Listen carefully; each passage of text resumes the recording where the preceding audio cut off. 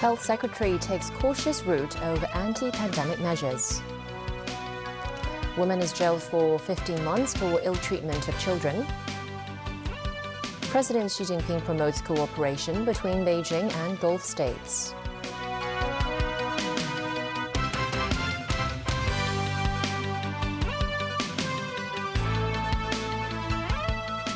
Good evening and welcome to TVB News. With the mainland loosening some of its anti-COVID restrictions, many are speculating on whether Hong Kong will follow suit soon. But Secretary for Health Professor Lu Chong-mao believes Beijing's new pandemic policies are meant for internal control, while Hong Kong is outside of the mainland. The city's health chief also stressed that quarantine-free travel between the mainland and Hong Kong is not yet up for discussion. Timothy Lee tells us more. After the mainland rolled out 10 relaxations of its COVID restriction policies, the city is also shortening its isolation and quarantine periods to 5 days. During a legislative council meeting today, lawmakers were concerned about whether Hong Kong and the mainland would finally restore quarantine-free travel.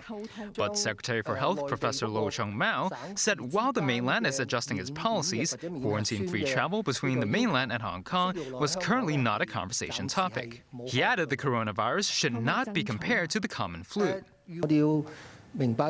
We have to be clear that while we work towards the same goal, under the two systems, demographics, healthcare systems, and the immune barriers and the economy vary from place to place, so we adopt different measures. The mainland is adjusting the management of cases at home, local infections. In terms of mortality rate, COVID is getting more similar to flu, but then COVID is way more infectious than flu. The lack of a breakthrough in the relaxation of measures is a disappointment for people who need to travel across the border. Among these are mainland residents working in Hong Kong, such as Jeffrey.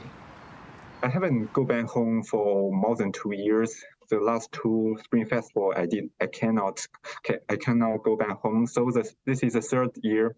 I think I have to go back home to visit my parents. Already it has a big change now in mainland China. So maybe several weeks ago, there is a strict restriction, but now this 1 week, people can go out.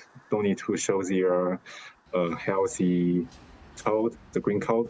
I think it's a good, it's a great change now. So I can expect maybe 1 month, 2 months, or 3 months, there'll be a more policy to mainland China and Hong Kong have less restriction. The Secretary for Health reiterated the necessity for the city to continue utilizing the Leave Home Safe app and the vaccination pass to combat the virus effectively. He emphasized that the restoration of normal public healthcare services is a prerequisite for Hong Kong to return to normalcy. Timothy Lee, TVB News. The city reported 13,924 new COVID cases. That's over 400 cases less than yesterday. 13,277 of the new cases are locally acquired, with over 600 cases being imported. Though today's tally is slightly lower than yesterday's, it marks the third day in a row that Hong Kong's caseload surpassed the 10,000 mark. 23 more COVID patients passed away. The fifth wave of the pandemic has now claimed the lives of 10,701 people in the city. The Centre for Health Protection reiterated the importance of getting vaccinated against the virus and adhering to social distancing protocols. The mainland's latest daily infection tally dropped below 20,000 today. Dr. Zhong Nanshan, a leading health expert on the mainland, said the country should shift the focus of its pandemic control measures to preventing COVID patients from developing severe symptoms. Quarantine restrictions for infected COVID patients on the mainland have recently been eased after the National Health Commission announced 10 new anti-pandemic rules.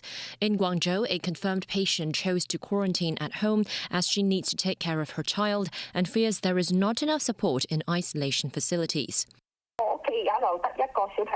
She and her only child are staying in different rooms, and her child's RAT results have been negative for the past few days.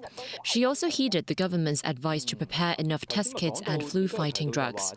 This comes as the mainland identified another 16,592 COVID infections. However, former Global Times chief editor Hu Xijin said on social media that regional infection figure data is questionable and that health authorities should provide more information to the public. In a video conference, prominent epidemiologist Dr. Zhong Nanshan said the mainland's strict COVID measures were hailed as the best example of pandemic control globally by the World Health Organization last year, proving the strategy was the right one. He stated there are similar death rates among Omicron variant and flu patients, adding that 99% of people now infected with the coronavirus would recover in 7 to 10 days. Still, Dr. Zhong said Omicron is highly transmissible. He added the core of the mainland's COVID policies should now shift from preventing infection to preventing the development of severe illness among those who contract the virus. One more staff member involved in the child abuse scandal at a care home in Mongkok has been jailed. Lee Wai-man was today sentenced to 15 months behind bars after being convicted of 9 counts of ill treatment towards children. The court heard that Lee Wai-man was taking care of 10 children at the facility. She allegedly assaulted and neglected the children intentionally, causing unnecessary sufferings to the victims.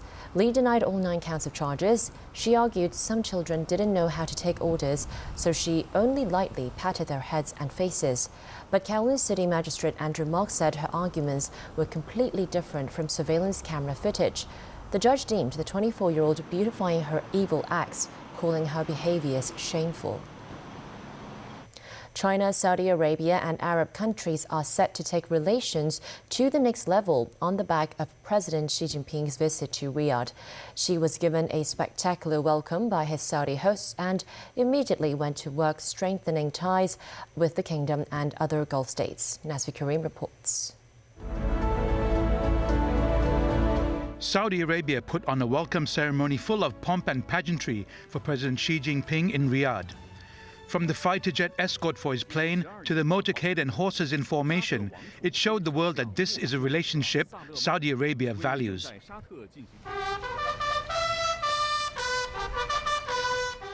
She was welcomed by Saudi Crown Prince and Prime Minister Mohammed bin Salman Al Saud on behalf of King Salman Al Abdul Aziz Al Saud at the start of his state visit and his participation in the China-Arab Summit and Gulf Cooperation Council meeting. After the ceremony, it was down to the serious business of reaffirming close ties and building upon the partnership the two countries forged during Xi's previous visit 6 years ago. Xi told bin Salman that China was willing to work with Saudi Arabia to enhance their strategic partnership, saying developing relations with the kingdom was a priority in its overall foreign policy. Bin Salman congratulated Xi on his recent re-election as General Secretary of the Communist Party of China during the 20th National Congress, adding their meeting would help to safeguard and realize the common interest of their two countries. Xi also met King Salman at Riyadh's Al Yamama Palace. He expressed delight that the consensus they reached at their previous meeting had translated into concrete cooperation between the two countries. Saudi Arabia and other Gulf countries are regarded as the world's fuel tank, and China relies on such countries for its oil supplies. Saudi officials later said several deals had been signed between the two nations, including one involving Chinese technology company Huawei on cloud computing and other high-tech ventures. There will also be cooperation between Saudi oil giant Aramco and Shandong Energy for downstream projects in China. Their meeting comes as Saudi and many Gulf states look to gravitate away from the United States and seek strategic partnerships with China. Xi also met Palestinian President Mahmoud Abbas, saying China firmly supports the cause of the people of Palestine and the two-state solution with Israel. In addition, he held meetings with leaders from Kuwait, Sudan and Egypt. Nasvi Karim, TVB News. The U.S. House of Representatives has passed a spending bill of up to $10 billion, part of which will boost defense and arms sales to Taiwan. With an overwhelming yes vote for the 2023 National Defense Authorization Act, Washington will provide a $2 billion weapons package to Taiwan over the next 5 years. The bill will be voted on by the Senate next week and will be authorized by President Joe Biden's signature if passed. Beijing has long objected to Washington's repeated use of Taiwan as a provocation against China. Beijing stressed that it would take all necessary measures to protect the nation's interests and sovereignty. Still ahead on tonight's news. Celine Dion suffering from rare disease and is forced to cancel concerts. Biggest strike at the New York Times in decades. And a piece of artwork from the feature at M+.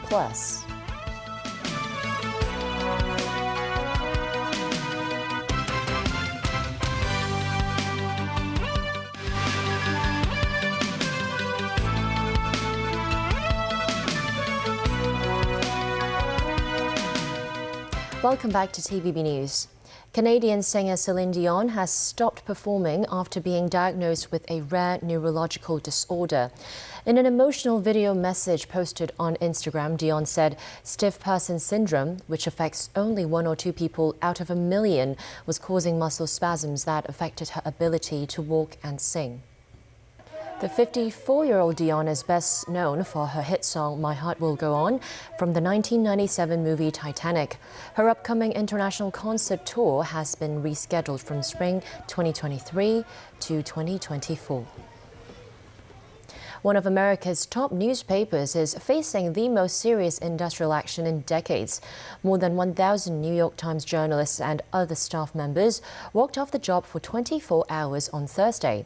This in protest against a stalemate in contract negotiations that have dragged on for months, marking the newspaper's biggest labor dispute in over 40 years. Daniel Rao tells us more. Hundreds of New York Times reporters, editors, photographers and other employees picketed outside the newspaper's offices near Manhattan's Times Square. As a result, the outlet had to rely on international and non-union staffers to produce content for its 9 million subscribers worldwide until the strike ended at 12:01 a.m. on Friday. The News Guild of New York went through with its pledge to strike after it failed to reach a deal in marathon negotiations with the outlets that broke off on Wednesday evening. The two sides remain far apart on issues including wages, remote work policies and a performance review system, which the union says is racially biased. The current contract expired in March 2021, and the union has accused the company of taking too long to address the matter. We are committed not only to the company, but we're committed to the cause of the company, to their purpose of what they say that they do for the world. And it's problematic for us when they speak externally about labor and about the right for people to work and organize and fair wages and stuff, but when they speak to the workers internally, they say something different. The News Guild has argued that employees deserve better compensation for their roles in helping the New York Times become a success story amid turbulent global economic conditions. The Times projected an adjusted operating profit of between $320 million and $330 million for 2022 in its most recent earnings report. However, the company's CEO reportedly said this is still far below its previous levels. The New York Times has seen short walkouts in recent years, but the last strike that stopped its publication was in 1978. The two sides remain far apart in expectations. The company has offered to raise wages by 5.5% upon ratification of the contract, followed by 3% increases in 2023 and 2024. That would be up from the 2.2% annual increases in the expired contract. However, the union is seeking 10% pay rises at ratification and 5.5% raises in 2023 and 2024. Daniel Rao, TVB News. The U.S. and Russia have completed an exchange of high-profile prisoners. Women's NBA basketball player Brittany Griner was exchanged for arms dealer Victor Bout in a move that U.S. President Joe Biden took a personal interest. This report from NBC News. Tonight, after 10 months behind bars in Russia, WNBA star Brittany Griner is coming home. Seen here on Russian state video. Do you know where I'm heading to? No. No? No. You fly back home. She's safe. She's on a plane. She's on her way home. After months of being unjustly detained in Russia, held under intolerable circumstances, Brittany will soon be back in the arms of her loved ones, and she should have been there all along. President Biden alongside Griner's wife Sherelle after both talked to Brittany from the Oval Office. And so today I'm just standing here overwhelmed with emotions, but the most important emotion that I have right now is just sincere gratitude for President Biden and his entire administration. Griner was exchanged on the tarmac in the United Arab Emirates for notorious Russian arms dealer Viktor Bout. Bout also seen on state TV flying back to Russia. He says, "They took me right out of my cell." Widely known as the Merchant of Death, he had served 11 years of a 25-year sentence in the U.S. But he's also has deep relations with intelligence officers. And don't forget, Vladimir Putin is an intelligence officer. Griner's family said she was dejected after losing her final appeal in October. This has been a very traumatic experience, waiting for this day. And spending the last month in a harsh penal colony. Now she's en route to a military hospital in San Antonio where she will be reunited with her wife. Her teammates are already celebrating. Brianna, what is your reaction to the news that she's on her way to Texas? I'm just so excited. It was the best news to wake up to, especially during the holiday season. But left behind, another American the U.S. says is wrongfully detained in Russia. Businessman and former Marine Paul Whelan, who's already served 4 years of a 16-year sentence, charged with spying, which the U.S. strongly denies. Whelan speaking from prison to CNN. I don't understand why I'm still sitting here. I'm greatly disappointed that more has not been done to secure my release, especially as the 4-year anniversary of my arrest is coming up. The president says they will never give up trying to get Whelan home. What do you say to the Whelan family who says this is a catastrophe for Paul, Mr. President? We're speaking to them. How soon will he be home? The U.S. says Russia demanded the U.S. return one of their spies, but the U.S. says it has none in custody to trade. The deal that we got with Ms. Griner was the only deal we could get, and now was the only moment we could get it. Back locally, one of the city's biggest shopping events, the Hong Kong Brands and Products Expo, opened at Victoria Park today. Chief Executive John Lee officiated at the opening ceremony and spent over $2,700 shopping there. Timothy Lee reports. Yay! Yeah! After attending the opening ceremony of the Hong Kong Brands and Products Expo this morning, John Lee began a shopping spree as he visited a dried seafood booth and purchased some dried mushrooms. Lee then went to a snack shop for biscuits and other snacks. He also stopped by a social enterprise supported by the Social Welfare Department to buy some artificial flowers and said, "I love you" in sign language. Open to the public at 11 a.m. today, the expo will run for 24 days until January at Victoria Park. Featuring more than 860 booths with a special zone showcasing classic toys in Hong Kong this year, the organizers said the scale of the expo demonstrated that the city is on the path to normalcy. We have more than 400 exhibitors with over 800 booths, and we expect that the traffic will be around 1 million visitors, which is also comparable to that before the pandemic. The expo features products ranging from food and beverages, groceries to beauty and healthcare products. An organic food seller who has opened a stall in the expo for over 20 years said COVID restrictions are still having an impact, but this year's business outlook is promising. Yeah, because before the pandemic, the customer can try our product. Now the pandemic, then we don't have the tasting, so the customer are not willing to buy more. We expect more than last year because of the consumption voucher. The people are more willing to buy the healthy product because they can use the consumption voucher to buy. This year is also the 88th anniversary of the Chinese Manufacturers Association. Residents who are 88 years old or whose ID number has 2 consecutive 8 digits or who were born on August 8th could register online to join a lucky draw for prizes worth $3 million in total. Timothy Lee, TVB News. The M+ Museum in West Kowloon Cultural District has unveiled a new attraction, American artist people's newest digital sculpture.